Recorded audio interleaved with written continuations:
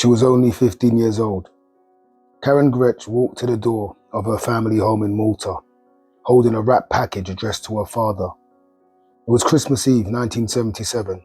She smiled, maybe thinking it was a card, a gift, or a gesture of goodwill. But when she tore open the envelope, the world went white.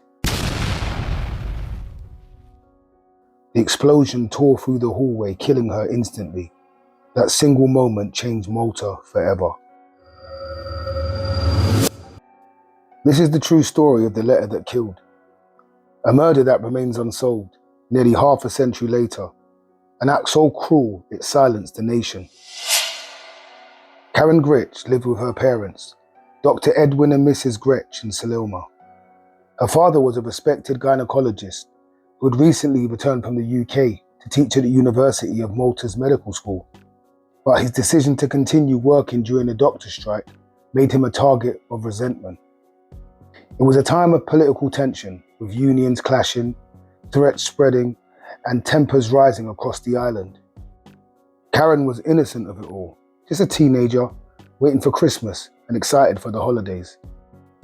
At around 4 p.m. on December the 28th, a postman delivered 2 brown envelopes. One was addressed to Dr. Grech, the other to another doctor who would refuse to join the strike.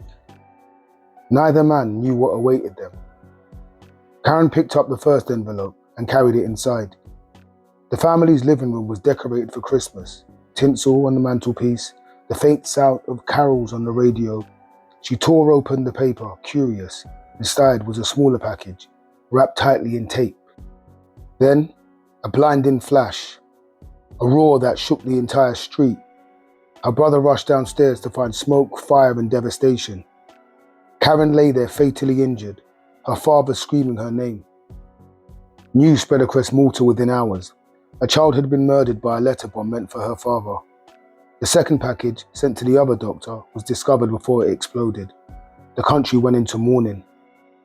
The image of Karin's smiling face appeared on front pages nationwide. People gathered outside the hospital where Dr. Grech worked, lighting candles and demanding justice. But behind the grief was something darker. It was fear. Because if someone could do this once, they could do it again. Police combed through fragments of the bomb, handwriting samples, postal records. Experts from Scotland Yard were flown in to assist, but Malta was divided. Half blamed politics and half blamed personal revenge. No fingerprints, no witnesses, and no claim of responsibility. Even years later, when political parties changed hand and files were reopened, the killer was never found. Some believed the device was built abroad and mailed in. Others whispered that it was an inside job, someone who wanted to send a message to the doctors who defied the strike. In 2008, over 30 years later, the Maltese government officially apologized to the Grech family, but no one was ever arrested. Dr. Grech himself passed away still searching for answers, haunted by the guilt he could never shake. Each year, on the anniversary of the bombing, Malta remembers Karin. Schools pause for a moment of silence, and on the quiet December night, families light a candle in her name. Even today, the mystery of who killed Karin Grech remains one of Europe's coldest unsolved crimes. A reminder that sometimes evil hides behind the most ordinary things. A smile, a package, or a letter at the door.